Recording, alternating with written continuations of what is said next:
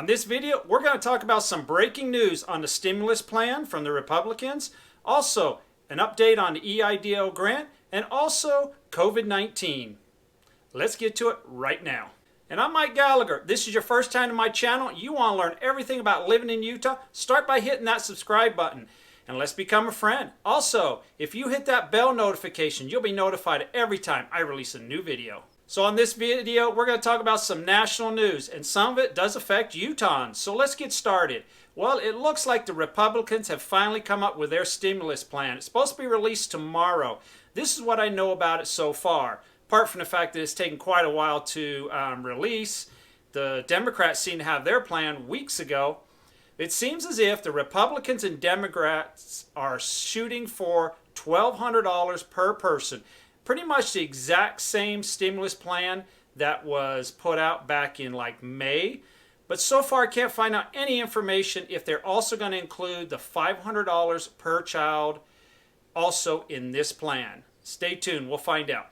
Also, the White House seems to be in favor of extending the eviction moratorium. So it looks like the Democrats and Republicans both agree on this particular matter. So it looks like we will be getting an extension on that. Speaking of real estate, if you're in Utah and you're looking at buying or selling any kind of real estate, call me, send me a text, shoot me an email. I got your back in Utah. It seems like the Republicans do not want to extend any kind of aid to local states and also to the local governments. Now, this is very big in the Democratic plan. They want to bring down a lot of money towards the states. So far, it looks like the Republicans are not interested in that at all. So the hot topic in the stimulus plan seems to be the unemployment. Now, both parties seem to agree that they want to extend the unemployment benefit, but they can't come to terms with what amount. Lately, the Republicans have had anything from $100 to $200 a week. Now they're coming up with they do not want you to have more than 70% of what you were making before you were unemployed.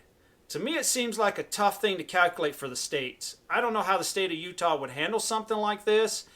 They're going to have to get tax returns off everybody who has filed, and I think that's about 7,000 to 8,000 people per week that they're going to have to verify their income to compute this 70% wage. Seems like a lot of paperwork and a lot of headache. It'd be easier just to have a solid number. So what's your opinion? I'd love to hear in the comments down below. Are we going to go with a flat number, 100, 200, 400? Or do you think we'll end up at this 70% mark that the Republicans are supposed to release tomorrow?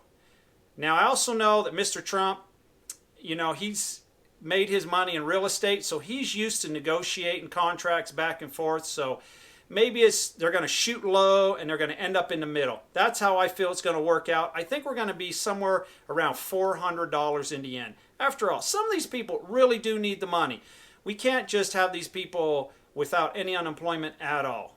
The Eidl Grant, it seems like there is bipartisan legislation trying to go through to get you that full $10,000 that you were promised under the CARES Act. For some reason, the head of the SBA decided to change that $10,000 down to $1,000 per employee. That's not how the law was written. Well, there are Republican and Democratic senators that are not happy with this at all, and they are trying to pass some legislation to get you that full 10 grand. I will keep on top of this. Let's talk a little bit about COVID-19 in Utah. We had some great news today. We only had 350 new cases. Now that's down considerably. Yesterday we were about 661 cases. So this could be a little misleading because I feel that we seem to be about 2 days behind from when someone takes a test so you get the results. On Friday was a state holiday, so a lot of people were out of town. So I wonder how many tests were actually performed to come up with that 350 number. But anyways, I'm going to take it as good news. It'd be great to get these numbers down and get the state healthy again and maybe get back to a sort of normal life. So in conclusion, this is what's happened nationally that possibly could affect some people in Utah. If you enjoyed this kind of video, give me a thumbs up. I plan on doing more of these videos. I hope everybody out there stays safe.